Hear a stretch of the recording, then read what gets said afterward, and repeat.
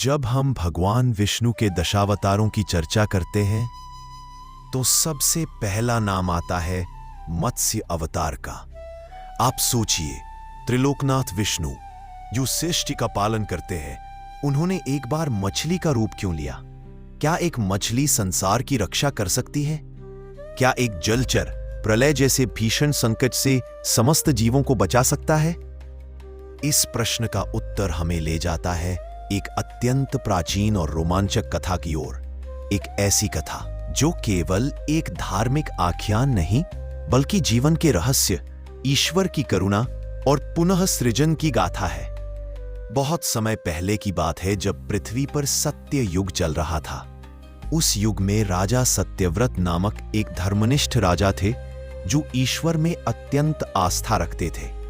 हर दिन की तरह वह नदी में स्नान कर रहे थे जब उनकी अंजलि में एक छोटी सी मछली आ गई। छोटी सी, सुंदर सी, लेकिन कुछ खास। जैसे ही राजा मछली को पानी में वापस छोड़ने लगे, मछली ने मानवीय भाषा में उनसे प्रार्थना की, राजन, मुझे जल में बड़े जीव खा लेंगे, कृपा कर मेरी रक्षा कीजिए। राजा हैरान हुए, परंतु धर्म के अनुसार प्राणी मात्र की सेवा करना उनका कर्तव्य था। उन्होंने मछली को अपने कमंडल में डाल लिया। अगले दिन राजा ने देखा वह मछली बड़ी हो चुकी थी। फिर उन्होंने उसे एक सरोवर में डाला, लेकिन वहां भी वह मछली बहुत बड़ी हो गई। राजा उसे नदी में, फिर समुद्र में ले गए, पर मछली का आकार लगातार बढ़ता ही गया। अब सत्यव्रत समझ गए कि यह कोई साधारण मछली नहीं है। वे पूछ बैठे, आप कौन हैं? क्यों मेरे साथ ये लीला कर रहे हैं? तभी उस दिव्य मछली से एक तेज प्रकाश निकला और उसी मछली रूप से भगवान विष्णु प्रकट हुए। भगवान ने राजा सत्यव्रत को बताया कि राजन, 7 दिन बाद इस संसार में एक भीषण प्रलय आने वाली है। समुद्र अपनी सीमाएं तोड़ देंगे, पृथ्वी जलमग्न हो जाएगी। परंतु इस संकट में तुम एक विशाल नाव बनवाओ। सप्त ऋषि, जीव जंतु के बीज, अनाज और वेद का ज्ञान रखना। उन्होंने तुरंत आदेश का पालन किया। 7वें दिन आकाश अंधकार से भर गया।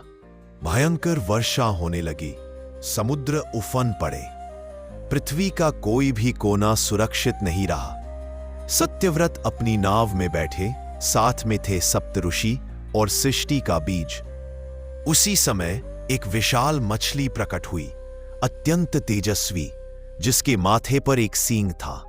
राजा ने वासुकी नाग की मदद से नाव को उस मछली के सींग से बांध दिया। मत्स्य रूपी भगवान विष्णु ने नाव को खींचा और तब तक सुरक्षित रखा जब तक जल उतर नहीं गया। इस दौरान भगवान ने एक और कार्य किया। एक राक्षस था हयग्रीव, जिसने वेदों को चुरा लिया था। उसने वर्षों तक घोर तपस्या की थी और वरदान पाया था कि उसे कोई मार नहीं सकता। परंतु तपस्या के पीछे उसका उद्देश्य केवल बल और सत्ता पाना था, ज्ञान नहीं। जब उसने देखा कि ब्रह्मा जी ध्यान में है और वेद पास ही रखे हैं, उसने छल पूर्वक वेद चुरा लिए और उन्हें लेकर समुद्र की गहराई में छिप गया, क्योंकि उसे विश्वास था कि अगर वेद उसके पास होंगे तो वह स्वयं ईश्वर जैसा बन सकता है। ध्यान टूटने के बाद जब ब्रह्मा जी ने अपनी आंखें खोली तो उन्हें चारों वेदों का कोई पता नहीं था। वेदों के बिना वे सृष्टि की रचना कैसे करते? ब्रह्मा जी विचलित हो गए। उन्होंने चारों दिशाओं में खोज की, पर जब कुछ नहीं मिला तब उन्होंने शरण ली भगवान विष्णु की। प्रलय आने वाली थी और भगवान विष्णु पहले से ही राजा सत्यव्रत की सहायता के लिए मत्स्य अवतार ले चुके थे। पर अब उन्हें एक और कार्य करना था, वेदों की रक्षा। उन्होंने ब्रह्मा जी को आश्वासन दिया, ब्रह्मा, चिंतित न हो, जब तक मैं हूं सृष्टि का ज्ञान सुरक्षित रहेगा। प्रलय का समय आया। सारी पृथ्वी जलमग्न हो गई। सागर की लहरें उग्र हो उठी। वहीं समुद्र की गहराइयों में एक अंधेरी गुफा में बैठा था हयग्रीव, चारों वेदों को अपनी भुजाओं में जकड़े। उसके मन में अहंकार था कि अब कोई उसका कुछ नहीं बिगाड़ सकता। तभी समुद्र की छाती को चीरता हुआ आया मत्स्य अवतार, एक दिव्य तेजस्वी विशाल मछली। हयग्रीव चौंक गया। उसने पूछा, तू कौन है? भगवान विष्णु बोले, मैं वही हूं जिससे तू ज्ञान चुराकर भागा है।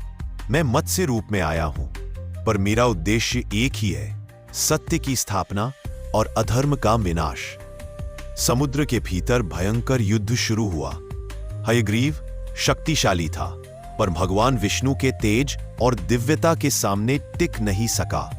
लहरें ऊंची उठी, जल में चक्रवात बने, पर अंततः भगवान विष्णु ने हयग्रीव का वध किया। उनके शंख की ध्वनि से समुद्र थम गया। उन्होंने वेदों को हयग्रीव के हाथों से मुक्त कराया। जब प्रलय समाप्त हुई, तब भगवान ने नाव को हिमालय पर्वत पर छोड़ दिया। राजा सत्यव्रत, सप्तऋषि और अन्य जीवों ने मिलकर संसार की पुनः रचना की। राजा सत्यव्रत ही बाद में वैवस्वत मनु के नाम से प्रसिद्ध हुए और उन्हीं से नए युग का आरंभ हुआ। अगर ये कथा अच्छी लगी हो तो वीडियो को लाइक और सब्सक्राइब जरूर करें और कमेंट में ओम नमो भगवते मत्स्य देवाय जरूर लिखें, जिसका अर्थ होता है, मैं भगवान विष्णु के मत्स्य रूप को नमन करता हूं, जिन्होंने प्रलय से जीवन की रक्षा की।